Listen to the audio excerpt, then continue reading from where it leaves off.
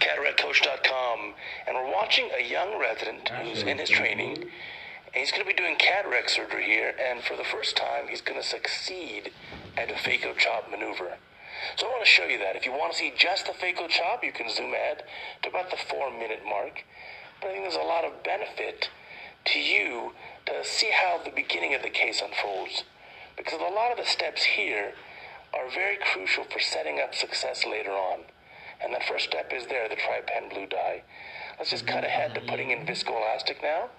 And there's a nice exchange, so we have a good coating of dispersive viscoelastic on that corneal endothelium, nice deep anterior chamber. And we're going to make a phaco incision here. This is the same eye that was used as an example when we had the OCT analysis of how to do a good phaco incision. So again, it's worth repeating here and watching here. This resident likes to make a light groove there to delineate the starting point. Tip of the keratome going into the stroma, angling ever so slightly down to adjust to appropriate length. And just about there, you see the tip of it go through Descemet, straight in and straight out. So that's a very well-balanced incision. That's an incision where the roof and the floor have a good balance and good architecture. This incision will seal well, have minimal astigmatic effect, and allow us to pivot in the eye pretty well. Now, time for a capsulorhexis. So this resident has graduated to doing just the forceps, so no need to use a bent needle or cystotome to start the capsulorhexis. Important in a denser cataract like this, and when you want to learn phaco chop, have a generous capsulorhexis.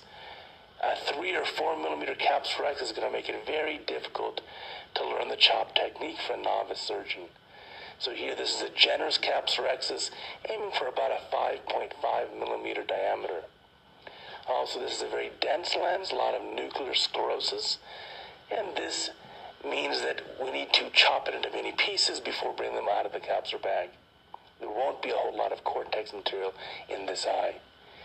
So first step is, if you want to do good phaco chop, you have to have a nice incision like we have here, and you definitely want to have an intact, round, and generous capsulorhexis to give access. Of course, we know what comes now, which is balanced salt solution on a blunt cannula for some hydro dissection. Hydro dissection is quite important because we want to be able to rotate the nucleus.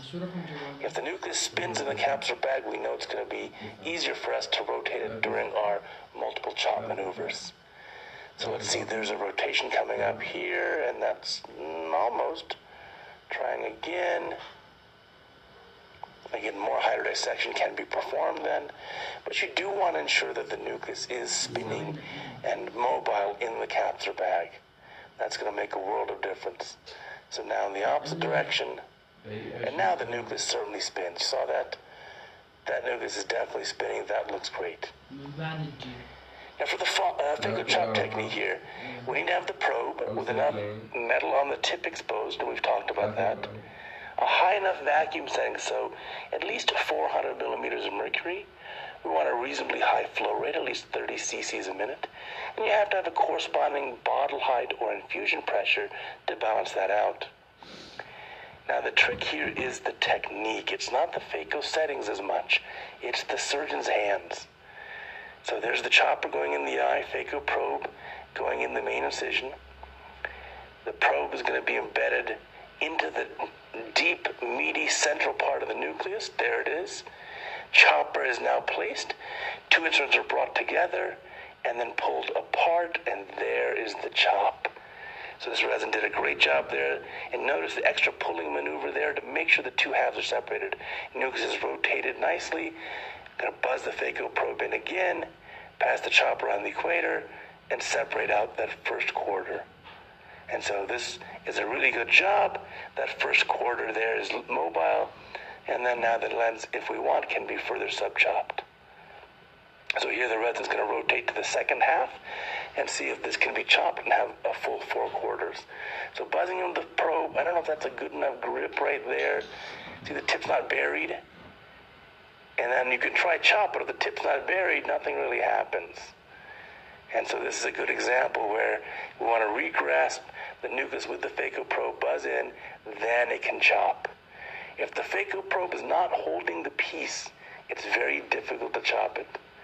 Now these pieces can be brought up to about the iris plane and emulsified nice and easy, one by one.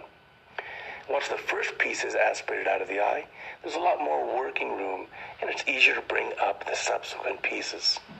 So one quarter is gone, here's the second quarter, and that goes down quite nicely. At this point, you want to use the second hand to rotate that nucleus. So the remaining 2 quarters that are there should be rotated.